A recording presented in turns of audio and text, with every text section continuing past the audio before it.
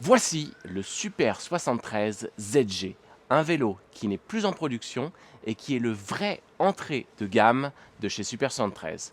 Il est aujourd'hui remplacé par le Z Miami. Ah là ça secoue là, tu l'as saucé là.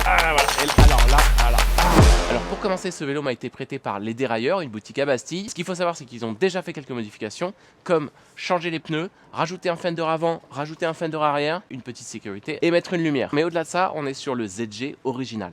Alors on commence par l'avant avec les pneus qui sont en 20 par 4, qui venaient avec des Kenda, dans le même style puisque c'est aussi des pneus qui étaient faits pour la ville, donc pour le bitume, beaucoup plus que pour le S1 qui lui avait des pneus cross avec des crampons. Les roues sont à rayons et on enchaîne avec cette fourche avant qui est fixe. Mais la petite nouveauté au moment où le ZG est sorti, c'est que cette fourche avant permettait d'avoir un guidon qui était réglable. Alors que sur le S1, par exemple sur la version que j'ai, le guidon vient s'encastrer dans la fourche avant rigide et ne peut plus bouger. Alors qu'ici on peut le régler. Et d'ailleurs on a retrouvé ce système plus tard sur le S1. La lampe, comme je disais, c'est un accessoire, il n'y en avait pas de base. Donc on arrive tout de suite sur le guidon, avec le guidon qui ont des grippes en caoutchouc qui viennent se glisser à l'intérieur et qu'il faut enlever avec du savon. Alors que dernièrement on a des grippes qu'on vient fixer et visser pour les faire tenir. On est sur des freins à disque de 160 mm à l'avant et à l'arrière, avec des freins Tektro mécaniques à un piston.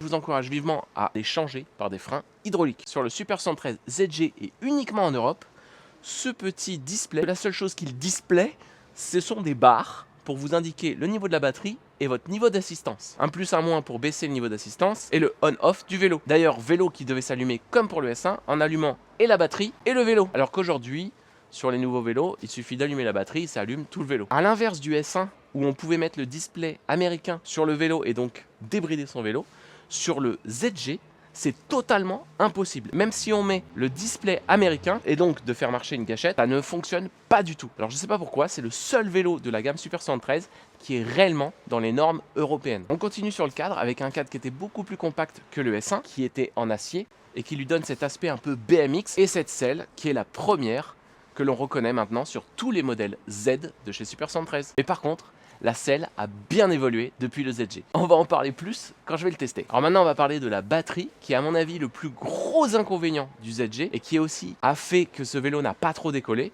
c'est que la batterie n'est pas amovible.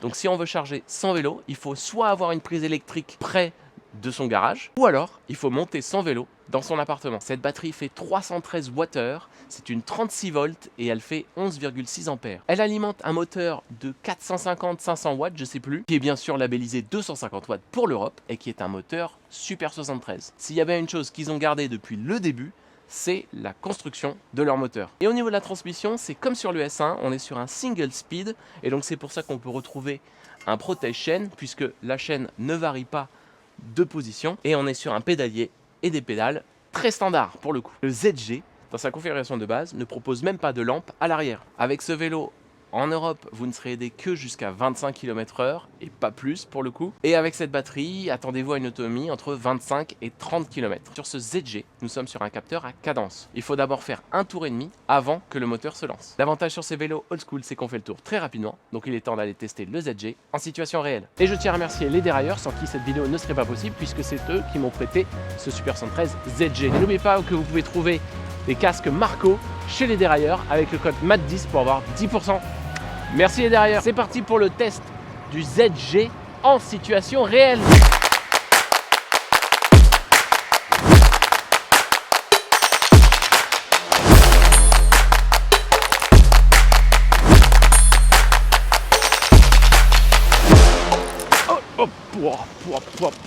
On se sent bien solide sur ce cadre en acier. Il n'y a pas de truc qui bouge, il n'y a pas de truc qui vibre.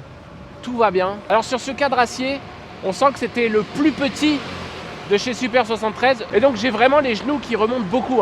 Celui-là il n'était vraiment pas fait pour les personnes de grande taille. Heureusement le Z Miami, ils ont pris vraiment la même structure mais ils l'ont agrandi. Ce qui est sympa sur ce vélo, vu que c'est un tout petit format, il a quand même un style qui est vraiment très cool. Je crois que ça c'est la vraie force de Super 113, c'est d'arriver toujours à faire des beaux vélos.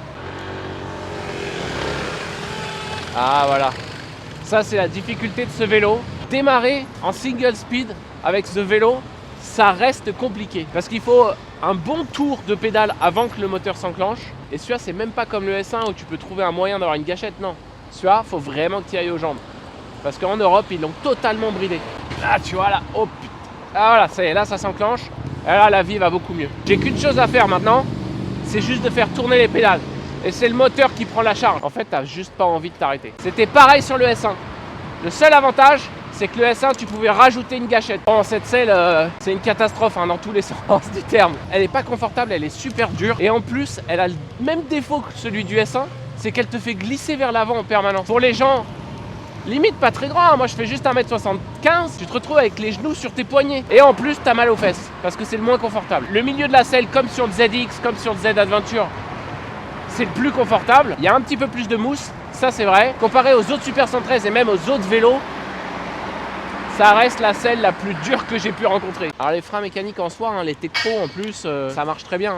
C'est juste que le câble il arrête pas de se détendre et le câble il a des risques de casser, ce qui n'est pas du tout agréable pour se sentir en sécurité en fait. Avec le garde-boue arrière, le dos est très propre. Et pour rappel, tous ces garde-boue et fender, c'est des ajouts des dérailleurs. Donc de base, son ZG, il faut pas le sortir quand il pleut.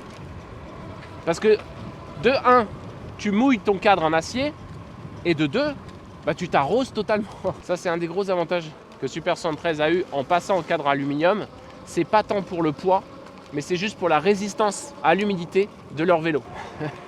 Je sens. Et voilà, un moucheron dans l'œil. Portez vos casques Marco, les gars. Mat 10 pour avoir 10% sur votre commande de casque Marco chez les dérailleurs ou sur leur site web. Et c'est parti pour les pavés. Et ben, on est sur un beau vélo totalement fixe. On se fait secouer comme un prunier. Heureusement qu'il y a des pneus pour faire amortisseur, tu vois. À l'arrière de la selle, bien entendu, c'est le pire. Au milieu, ça va. En vrai, au milieu, ça va. Bon, faut pas avoir envie de tourner parce que j'ai les genoux qui arrivent au niveau du poignet. Le chemin de terre chez Super 113, ça n'a jamais été un problème. On notera quand même que le moteur n'a aucun problème à avancer dans cette zone d'herbe. Alors, le truc, c'est que dans le terrain des chevaux, il y a beaucoup de trous puisqu'il y a les sabots qui font des trous. En vrai, je suis quand même super étonné par cette zone centrale. Bon, t'as pas une assise qui est très confortable parce que, comme je te dis, t'as les genoux qui viennent au niveau du guidon quasiment. Mais sinon, à part ça, t'es bien en fait. Le ZG, c'est peut-être pas le Z Adventure, mais il en est carrément capable. Hein. Bon, le terrain de terre, aucun problème pour le Super 113 ZG. Ok, c'est parti pour la rue Tourlac. En étant lancé. Donc là, logiquement, j'aurais juste à faire tourner les pédales et ça va monter tout seul. On va voir si ma théorie est juste.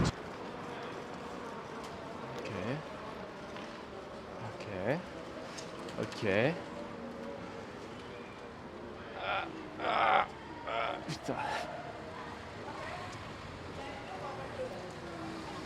Alors, c'est un tout petit peu plus facile que le Z Adventure, mais c'est pas facile. Il a quand même fallu que je me lève à un moment. Allez, départ arrêté.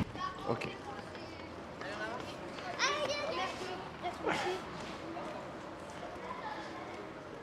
Alors, l'avantage c'est que j'ai pas besoin de forcer, j'ai juste besoin de faire tourner les pédales. Mais, oh, même ça c'est dur. Hein. Ah ouais, non, là faut que j'y aille. Ah. Et ça, c'est la raison pour laquelle j'ai été heureux quand ils ont fait l'introduction des cassettes de vitesse à l'arrière. Parce que quand t'es comme ça en single speed, t'es triste. En gros, le moteur peut le faire, mais pas sans aide. Avec une gâchette, ça serait parfait. Ah, je pensais que le capteur de cadence allait mieux marcher pour le coup. Bah, en plus, comme je le dis tout le temps, même si c'est un capteur de cadence, essayez toujours d'aider votre moteur, parce que si vous forcez trop sur le moteur, il va péter. Il est temps de faire une synthèse. Je sais pas où je vais la faire. C'était le Super 73 ZG. Alors clairement, on est sur l'entrée de gamme de Super 73.